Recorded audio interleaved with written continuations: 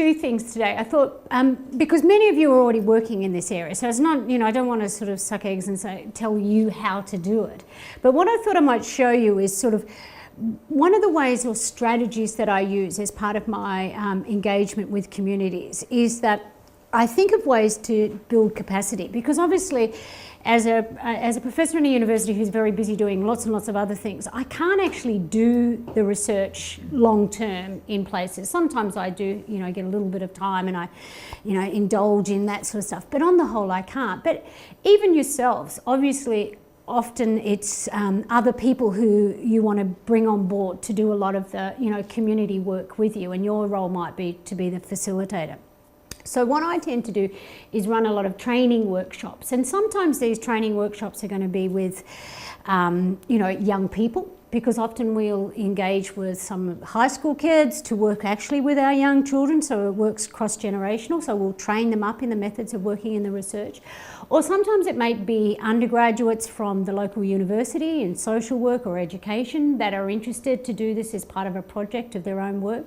In Bolivia, we had 30 young undergraduates who are actually on what's called a council internship. So they work, they have a sort of subsidised work job when they leave university to work for a year for the city council, and they do community-based projects to sort of build up their CV.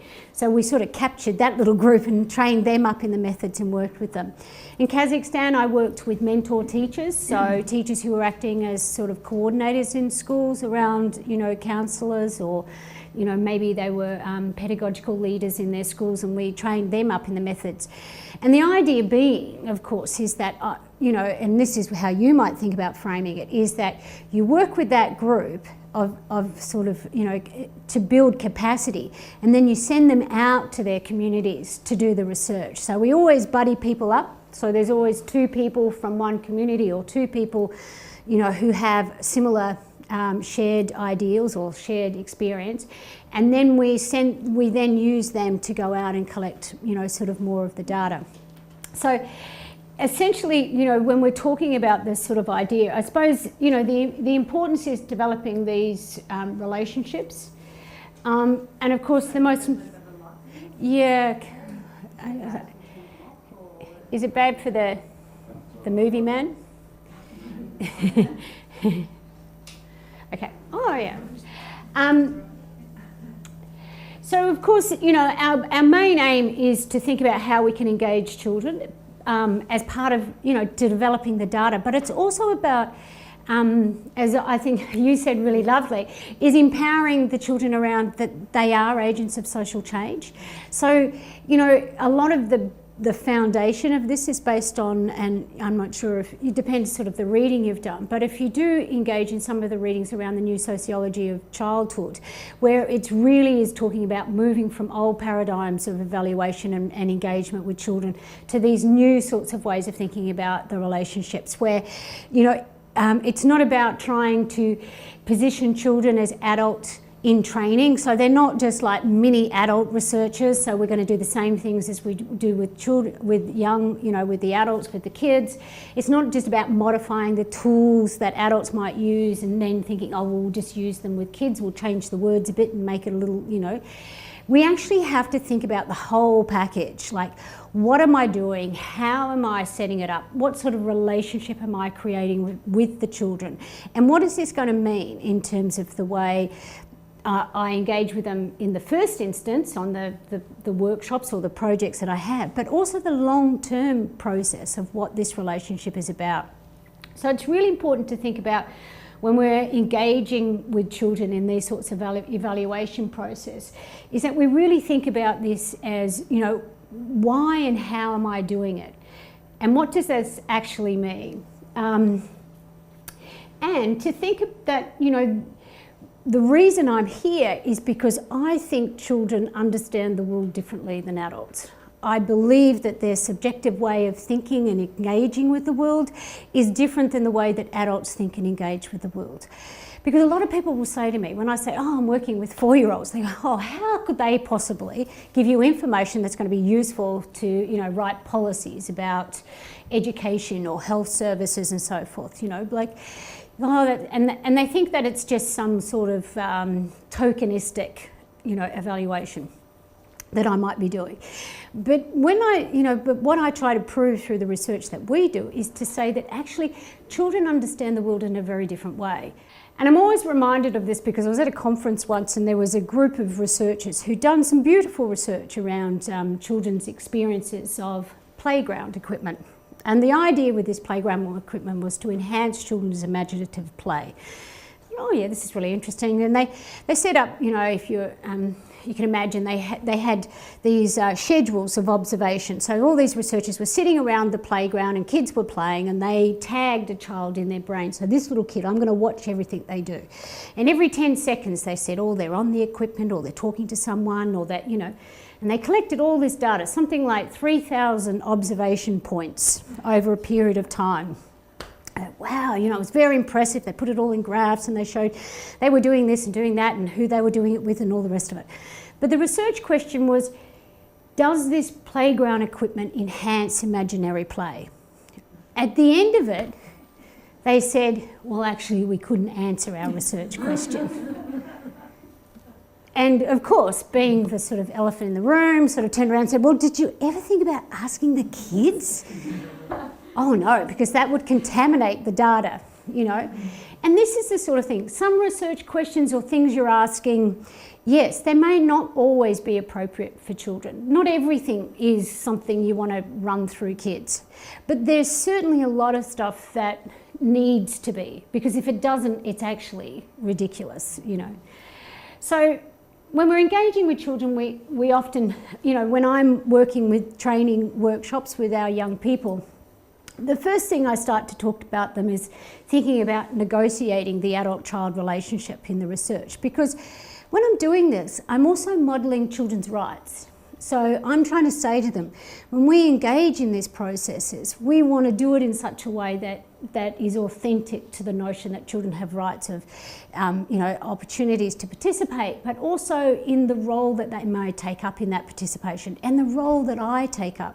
And I have to be constantly aware of the power relationships that I'm already coming to these engagements with, because I'm an adult and I'm taller than kids and I'm more authoritarian. Even if I pretend not to be, I am. I come to it in that framework. I also have to think about, a lot of people do research in schools, which is fabulous. It's great. There's a little, target audience all ready to go sitting in a classroom. But you have to really think about that, because I've actually walked down corridors and I've heard a teacher as I'm about to enter a room going, okay, there's a university professor who's going to come along and she's going to ask you, what you want in your neighbourhood. Now, the sorts of things she might ask you could add to this could be, right? Teachers do that. That's the way they engage in education. They try and prompt kids into doing things. They tell them what they want so that they feel that kids can achieve, because kids want to please you. So they want to know what it is you want. And they'll ask you 1,000 questions. Should I do it like this? Should I do it like that? Do you want this information? Do you want that information? And your job really is to try and give them as little information as you possibly can, but still give them enough detail that they can engage in the process. If you have to do it in a school because you're restricted in terms of access or how to get hold of kids, don't do it in the classroom if you can help it, or don't do it at the tables that they're always at.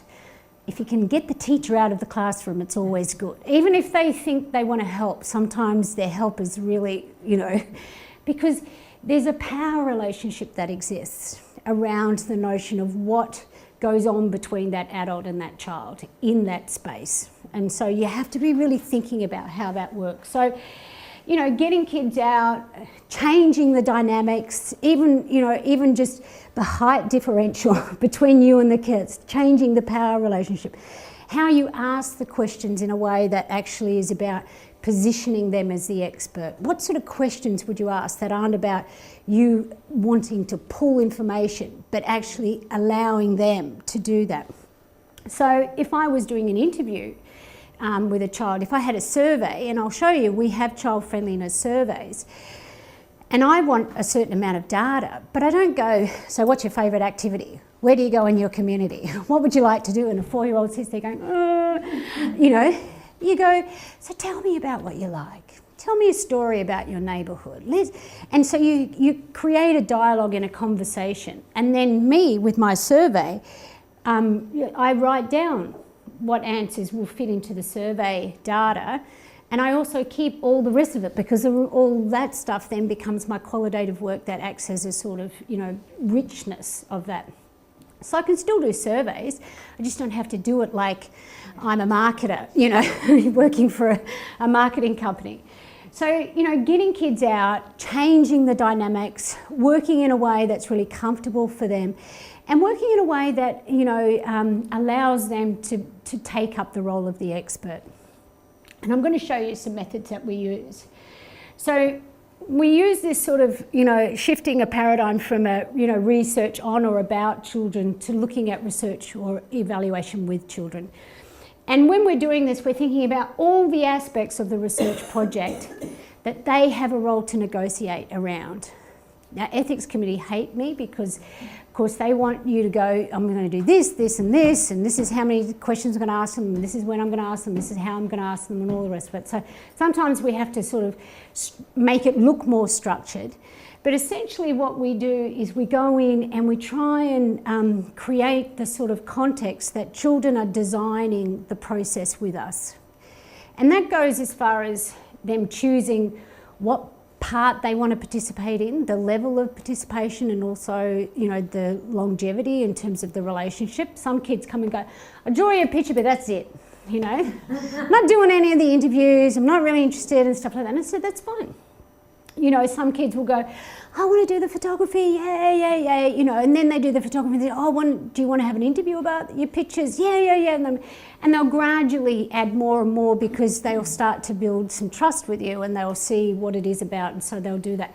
So how do you create a relationship with them that is really open and flexible about their participation is really important. I mean, good research in communities should be like that anyway, but often, you know, we don't. We have these very structured. We'll all be there on Saturday afternoon, you know, it's, you're there and you contribute. If you're not there, bad luck, you've missed your chance, you know, this sort of thing. But of course it means you have to be open to that. And funding agents, pressures, time, all those things make it often very hard. So sometimes you just have to say, how much of this can I make flexible? How much can I keep open? How much do I need to, you know, make sure is structured, because I have to fulfill the funding body's ideas. But a lot of people think that when you're doing evaluation or research with children that, you know, the only part that they will have is in giving you data. Whereas in fact, we engage with 4-year-olds through the whole process, 4 or 5-year-olds through the whole process. They do the data analysis with us, they do the report writing, and I'll show you later, we actually get them to write reports for other children about what they've done. So the toolkit of possibilities. There's a whole range of possible methods that you can use. UNICEF has developed an assessment toolkit with a lot of this information available. There is a child friendliness survey that's available for kids. It's targeted for kids from 8 above, but I've actually modified it often and brought it down so that I can still use it with some of the younger children. There's also, you know, interviews, drawings, and I'll go through each one of these so you can sort of see a little bit about that. So surveys and interviews and storytelling. These are all sort of bound together. I don't sort of say, oh, I'm surveying now, I'm interviewing now, I'm, you know, storytelling. We might bring them all together. So using surveys is valuable often because, you know, a lot of policymakers do want to see some substantial data. So as I said, I do this in a way that I'm often interviewing or working with kids in other ways, and I'll just fill the data structures out.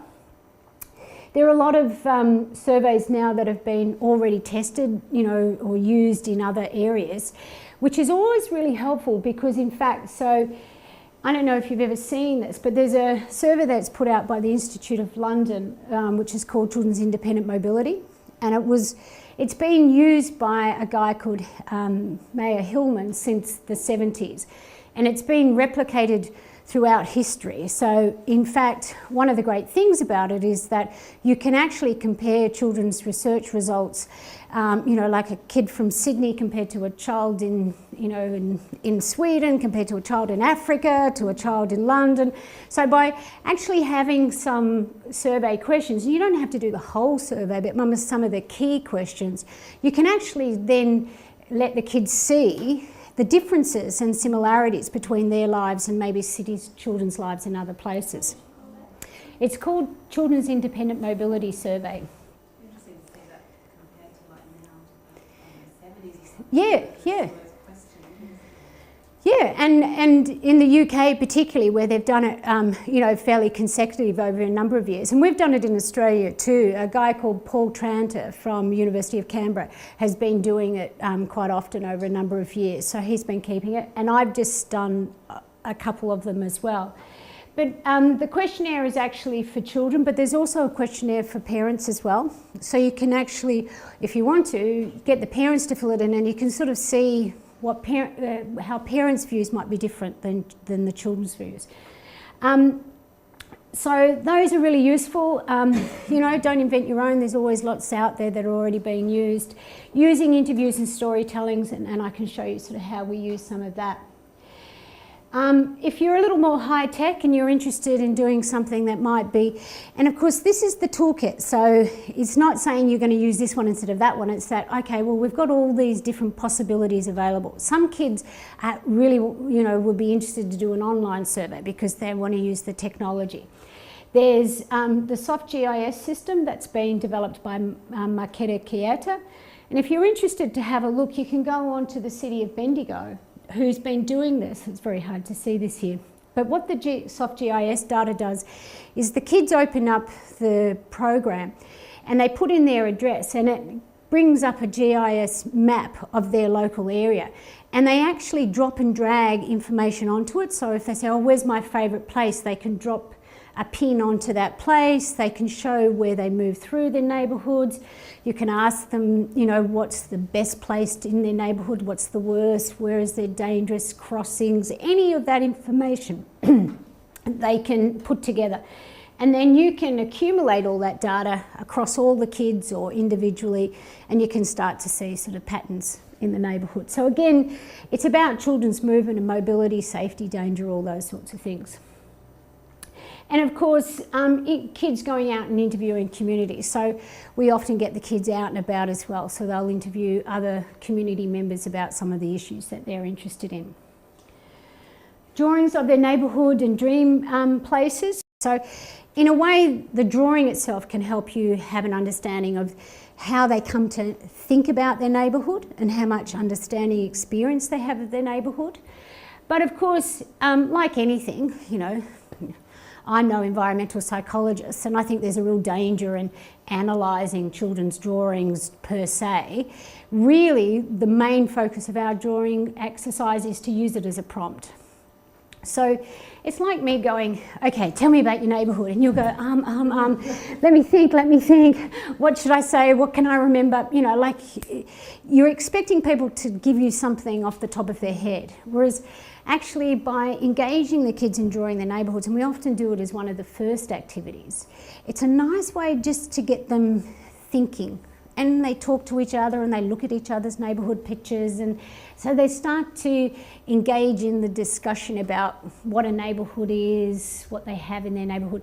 And in fact, that means when I come to then interview them or talk to them about their child-friendly ideas, they've sort of got a starting point because they've started thinking through that, and it's a nice way to sort of scaffold them into it rather than expecting them to come up with those things. And the same thing with their dream drawings, and I'm going to show you, go through a project and show you, and you'll see that sometimes I use prompts in the dream drawings too. Like sometimes people say to me, oh well, we had a group of kids once in Braybrook in the western suburbs of Melbourne, and we had an environmental designer who was doing some playground designing with the kids, and I remember her walking out of the classroom once with her hair, like, these kids are hopeless, their ideas stink, they don't come up with anything interesting, And I said, look out the front, look out the window. You know, they live in a housing estate on these monolithic pathways. And this was a woman who designed Ackland Street in St Kilda. So you can imagine her life experience and what she thought these kids were going to come up with, and what their life experience was allowed them in terms of their own literacy. You know, they were worlds apart. You know, so I said, okay, what do we do? You know, let's put them in a bus and take them, you know. So we ended up taking them in a bus. We took them to lots of playgrounds. We showed them how urban design functions in terms of what, you know, you design something for certain things. And so we had to build their literacy. Then we went back and said, okay, let's think about what a child-friendly playground might look like in this neighbourhood and the things, you know, because, you know, they need to be inspired, but they also need to have some knowledge to draw from. You can't expect them to come up with great ideas if they, you know, if they haven't had that experience.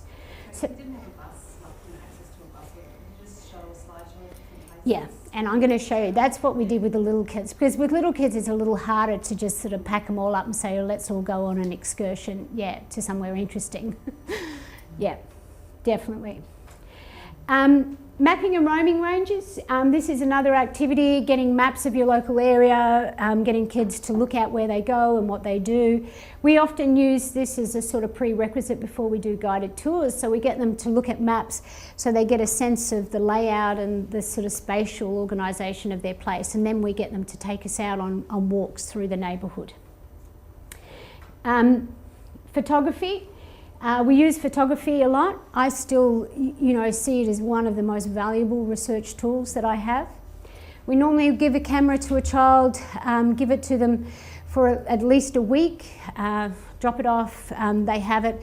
I still use disposable cameras, which sounds a little old-fashioned, but in many of the communities I work in, and even in some of the, you know, I mean, I've been doing a lot of work in places like Bolivia and Kazakhstan and stuff like that, where kids you can't assume that they're going to have mobile phones or digital cameras.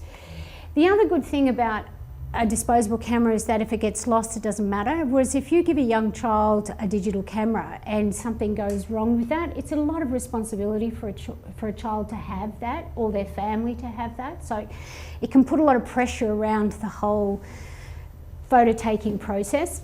The other thing is that because we've become so digitally minded, is that I find with digital cameras kids will delete. delete. So they look for the aesthetics because they think they want to impress you with the design of the photograph. So they forget that, you know, the essence of the photography is not about what the picture looks like, it's about the notion of why I took it and how I took it, and the experience, you know, that I'm capturing there, not about the aesthetics of it. So you've got to be careful about how you work with the photography. So there's questions about that, but sometimes, you know, you don't have time, you don't have space, you don't have money, and disposable cameras is expensive. The other good thing with disposable cameras is we actually give kids back the hard copy, so we always develop a copy for them to have. And many of the kids in, you know, in some of the countries where I work, it will be the only photos they've ever had of themselves or their neighbourhood or their family. So, you know, that sort of sometimes is the reward to thank them for what they've done. One of the things that you need to think about when you're doing the photography though is, of course, you know, what you get pictures of. People always say to me, oh my God, you know, do you ever get like crazy photographs? People doing, you know, kids doing wild things, you know, maybe up their noses, in their mouths, other parts of their body.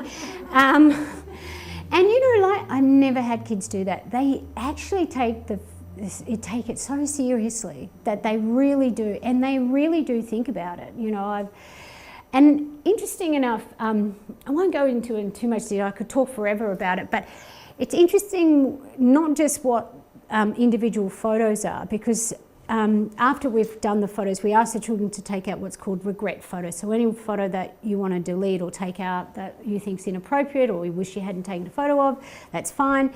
And then we work with them, we lay them out and we get them to we interview them around the photos that they think they like.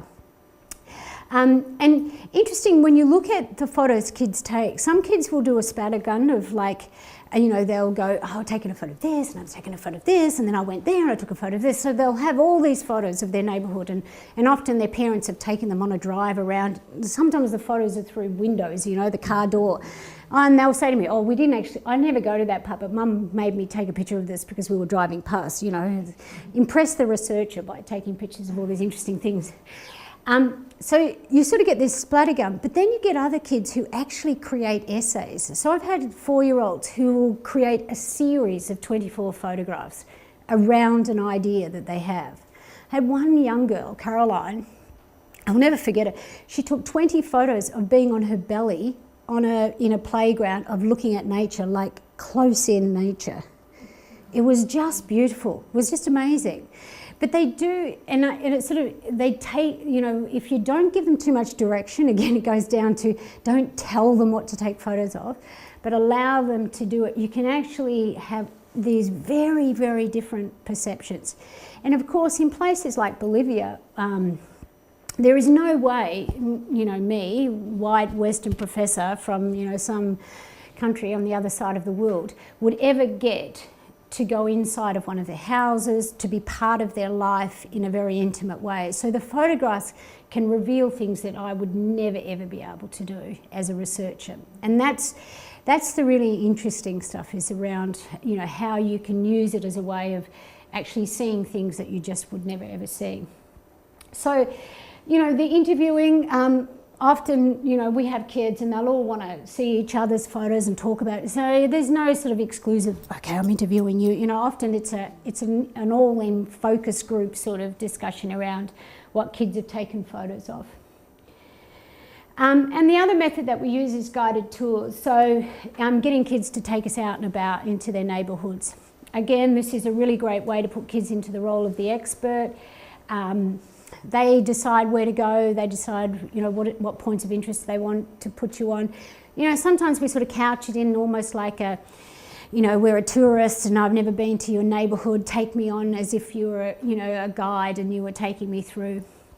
Sometimes we might have specific things. In Frankston, we were doing a project on safer neighbourhoods, and so we actually asked kids to take us on a guided tour looking at the issues of safety and danger in a neighbourhood. So it was really specific about, you know, what was going on for them. And while we're doing the guided tours, we take photographs, and often what we'll then do is connect the photographs to certain areas in the neighbourhood, so we'll sort of get a sort of 3D view of that. Workshops and focus groups, we can use these part of the research workshop program, or sometimes once we've done some of that data collection, we'll get the kids to then think about some of the key themes that's coming out of the research data. Can I just ask you, do you record this when you're doing it? What's that? These talking to the kids? Yeah. So often video recording or just audio recording, the focus groups, yeah. All the interview, all of that stuff we keep. I don't usually translate everything because you can imagine, you know, getting the transcription of everything is enormous. But often it's really good for you because rather than, if you do, you know, I just use my iPhone these days and I chuck it on, and it means that instead of me desperately trying to write everything down, I might just write notes and then refer back to the audio just to make sure I didn't miss anything. Yeah. So workshops and focus groups, they might be at the beginning, they might be at the end. Often they're about the analysis of the data. Sometimes they're about the themes that the kids have decided that they'd like to explore in more detail. You can see some kids here in Dapto. They're analysing the research data that came out of, so all the kids' photographs they put onto thematic boards around the key themes, and from that we developed a criteria of child friendliness.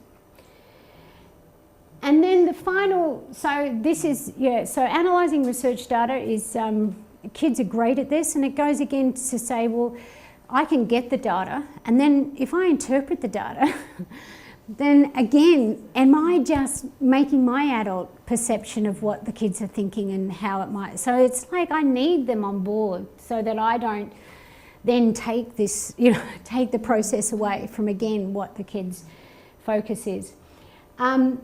And then, of course, reporting research and results. So trying to think of ways that they can then be a part of the, you know, of the engaging back. Who's going to be the audience of this evaluation or this research that we've been doing?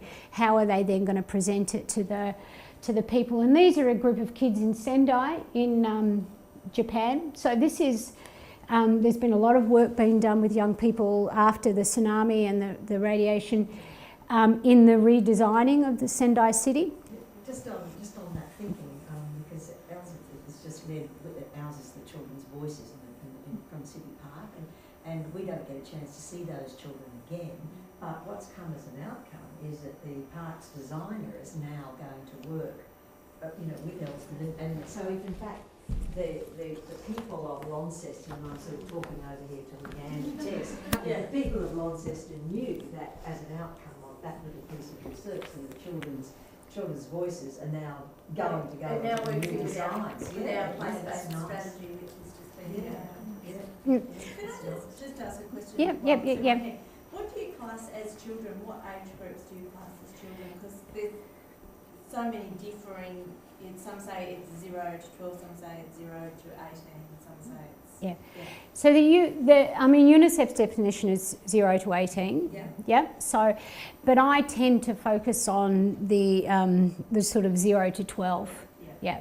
Because, there's and I have worked with the youth, the teenage group, the adolescent group, in my work as well.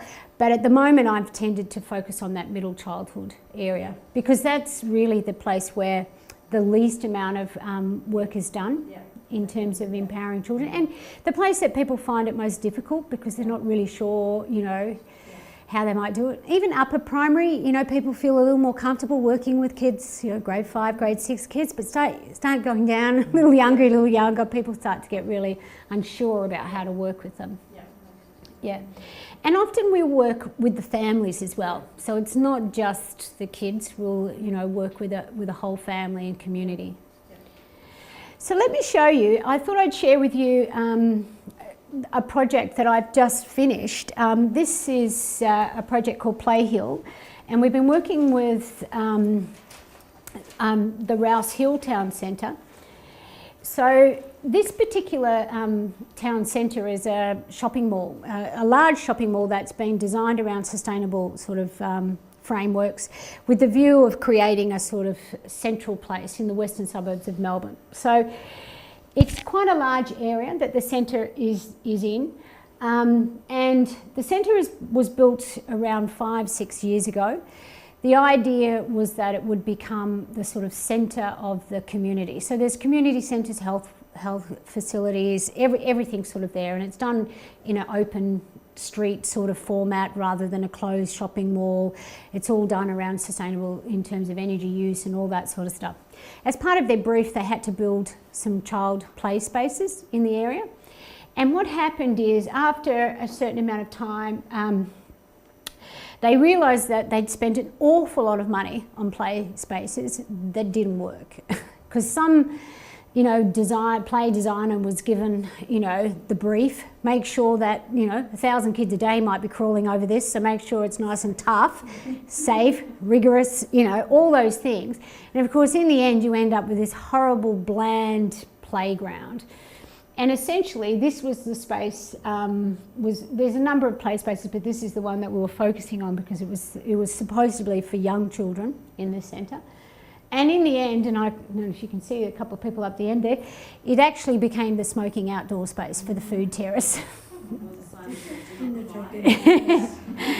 And Quiet, please. yeah, and there were all sorts of problems, and you could even, first time I looked at it, I thought, I can't believe that even a playground designer wouldn't have thought of it. I mean, there's actually a road, there's a steps in a road, I haven't got a picture of a road, on down here, and there's actually nothing to stop children from flowing through this, but there's a whole series of problems. But this is what it looks up close. And I don't know if you've ever seen these things, but it's the most hideous play equipment I've ever known in my life. Kids jump on those things and it makes like this hollow, loud metal sound that's supposed to be music, but it is not music. And everybody who's ever had anything to do with this play space says it's just hideous in terms of its noise. No one wants to be there. When kids do play on it, everyone just abandons it as fast as they can because it's so horrible. It's like something we had in a museum or something. Yeah. So GPT, the funding body, asked us if, well, they were interested in how they could make the shopping mall child-friendly, the whole mall, but then they also asked us if we could work specifically with young children around redesigning this play space, which is in part of the food terrace. So it was good because I thought, oh, well, this is really interesting because, all the kids that are involved go to this place. So it's something that they'll actually see the outcomes fairly quickly. Plus, you know, it's very unusual to get something like a large company. I mean, these are a business commercial design company who manage big commercial buildings and shopping malls to actually put some money into engaging with children. And I thought, well, this is really interesting as a case. So I took on the job, even though I was, you know, skeptical about what this would mean and how they would approach it. But we thought we'd work with them very closely. So our idea was to develop some recommendations specifically for this play space, but for the whole centre particularly. We were focusing on, you can't see that very well, but that's okay, focusing on, you know, what children thought in terms of what child friendliness might look like, and then what child-friendly play spaces might look like. We couched it in a literature review because I wanted to educate them about play spaces as well. So we made sure we gave them a little bit of, you know, background information about not only children and play spaces, but also the importance of children as researchers and engaging with children. And then we set about developing the research design. There was an adult community component as well as an online survey, but majority of the data was based around working with children. We worked with early childhood and middle childhood, so we worked with kids from the local early childhood centres. And you can see there that the average age of the children was 5, but the youngest child we worked with was 3, the oldest child we worked with was 9. And this was sort of where that the A is, that's where the centre was, and these were the early childhood centres. So essentially the early childhood centres did go to the shopping mall occasionally for excursions and stuff like that. All the kids went there on a fairly regular basis, obviously with their families. The sort of tools that we engage with, and we did, as I said, we did before we started it, we worked with the kids on designing what they would like to do. So we asked them what sort of activities they'd like to be involved with. Drawings, interviews, focus groups, photography were the methods that we ended up using. We did start off with a survey, which we put online so anybody could do that. So some of the kids did respond to the survey, but I'll mainly just show you what we did in the centres. So we started off with the children's focus groups. And remember we were saying about, you know, how do you get kids to sort of think about this? So we started by developing, we had 30 cards which had pictures of all sorts of play space or play elements. And they range from being like pictures of whole sort of playgrounds to just specific elements that you might find in a play space or even in an early childhood centre. And we tried to make as varied as we could. So around them we included things that had natural construction materials. We made sure that there was more structured, structured formed playgrounds, the whole sort of gamut of possibilities. And then you can see the others there. And then what we did was we asked the kids, and we did it in a sort of open way where what they did was they had the play, they had all these 30 things and they could choose which ones they liked, and we gave them stickers, red stickers for ones they liked, gold stars for the ones they liked the most, and then a blue dot for ones that they didn't think were that good. And then so we got them to sort of play around looking at the different ones and discussing them, and then we interviewed them as a group, and then we interviewed them individually about their choices. So just to show you sort of what they chose, essentially the number one favourites were this one, the spider net. Kids love these spider nets. And this one, which was the long slide. And of course, the great thing about a slide like this is that it fits within the regulations of only being 1/2 metre above the ground. But of course, when you put it on a big hill, you can make it very long and fast. And so we said, okay, so let's let's put aside those ones that we can't build in the food terrace, but of the play spaces or play element cards of ones which had elements on it that we could possibly incorporate into the play space, what were the ones that kids chose the most? And essentially these were the ones that came up as the top play spaces that they liked. We also looked at it from a gendered perspective. So I had a look to see, were there specific ones that only girls chose and specific ones that only boys chose, just to see if they were different in the way that they developed their ideas. And there were some gender specific. These were ones only females had chosen, which is interesting. The girls tended to focus on aesthetics much more, you know, the colour, and nature. And the boys tended to focus on more construction and more adventure, much more climb. We also interviewed the kids around each of their play elements, and you can see here, oh no, it's not going to play, is it? Oh, don't worry. And then we had a sort of group interview. So that was the prompting. So we did that to sort of get them thinking and get them started. We then asked them to draw pictures of their neighbourhoods. That was our youngest, she's 3. And then we interviewed them about their drawings, so their neighbourhood drawings. They also took photographs, so they went into their neighbourhoods and took photographs, sometimes in their centres, sometimes in the schools, sometimes around the neighbourhood. And then we engaged them in workshops on analysing the data. And from that, we then, and what I often do is I ask the kids, okay, when we're analysing the data, what we do is we create themes. And the themes are around, the theme was what makes a play space child friendly, right?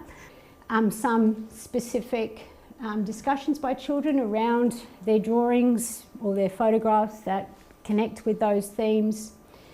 I encounter nature. Nature was a really big one. Many of the children talked about the importance of natural elements.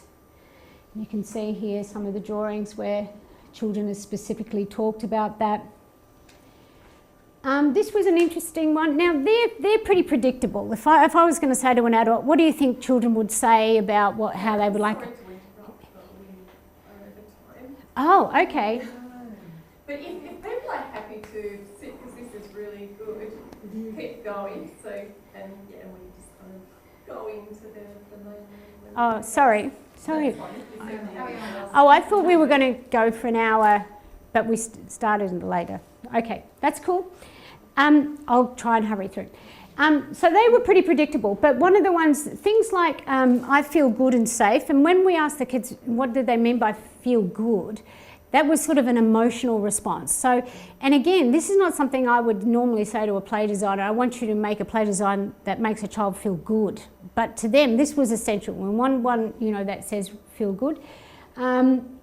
Being safe is part of feeling good. So, but also safety in terms of emotional safety as well as physical safety. So they talked about what makes me feel good and safe in a place.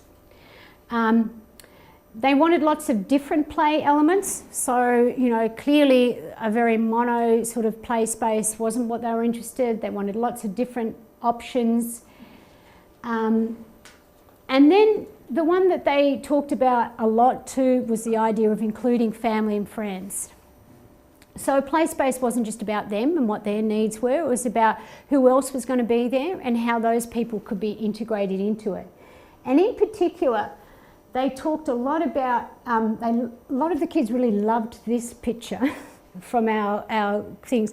And why they liked it so much, as you can see here, is that I like this play space, I like the sleepy sleep, I like the place for sitting in it. So they really got fixated that guy was sitting there and he was like, he could be a father and he's there in the space with them. So play space wasn't about, oh, let's create a space so mum can have coffee over here and then I'm playing over there. They actually wanted the tables and the chairs, and because it's in a food terracey space, they wanted them in, whereas at the moment most play spaces it's like the parents are on the out boundaries.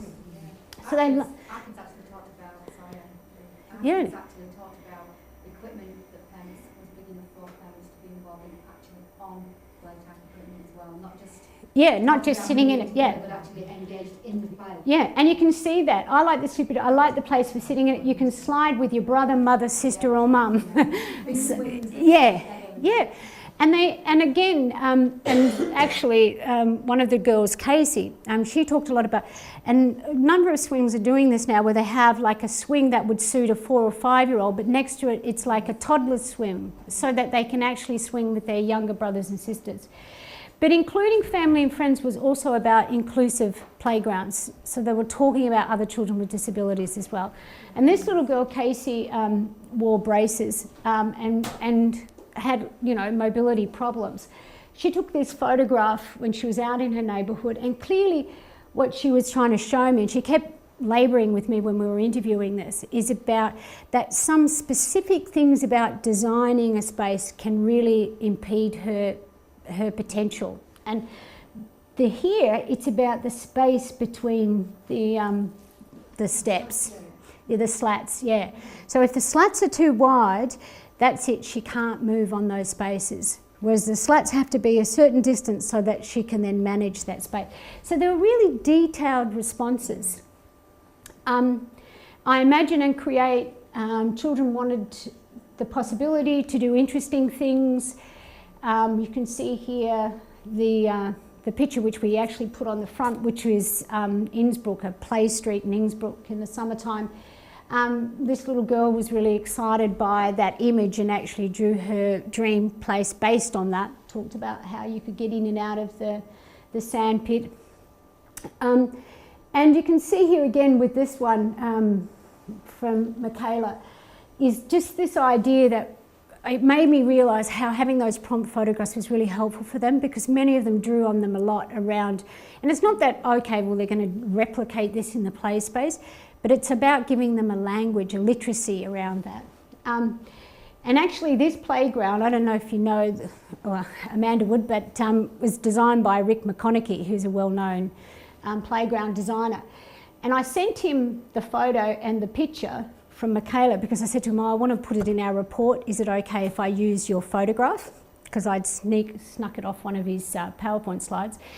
And when he sent back this email and he said, oh, you've made my day, I cried when I saw this. And it's just this really, he just sort of really loved the idea that, that the kids could understand what that created. So, just to show you, just to finish off, we do a lot of this. I think it's really important to think about how you report back to the children. It's not just about collecting the data and creating the reports for somebody else. How you create, something doesn't cost a lot of money. How do we get something like that? Or is there a website, please? Yeah, and I've got some copies, and I'll give you some copies, but I can also send you PDFs if you want to have a copy of this. And you know what? I've created a template for this, and so I can do them, and it doesn't take a lot of work to create these, but it's really important for the children. So yeah, I'm happy to do it, but yeah, and so and using using these criteria. Once we developed these themes and criteria, of course, what's the next stage is that we can actually hold the place-based designer accountable to the criteria, because they then become incorporated into the key recommendations to the play designer on what he needs to take into account, or she needs to take into account when designing the play space. So it's about how you keep that children's voice and that children's data then burrowing into the next stages. Is it built now? Sorry? Is it built? No, well, this only happened like 2 months ago, but the next stage is then incorporating the designer, and both the centres and the school and GPT have said that they will honour the children's contribution by having the designer now go back over the next few months in the actual production of the designs. Yeah, you'll have to Google it. Yeah, and the great thing is, I mean, we've put a display up. We're keeping the kids up to date on the progress, so they know what's happening. And because it is in a shopping mall that they visit on a regular basis, it means they have opportunity to sort of see it happening ongoing. Anyway, I'll finish it there because we've run out of time. But I hope you can sort of see the process. And I hope encourage you to think about working with really young children. A lot of people don't want to go there because it's very difficult.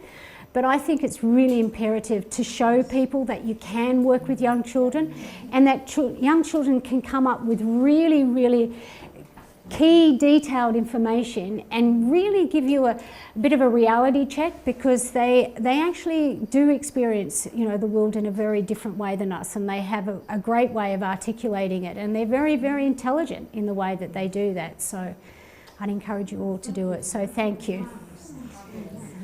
Cheers. Thank you.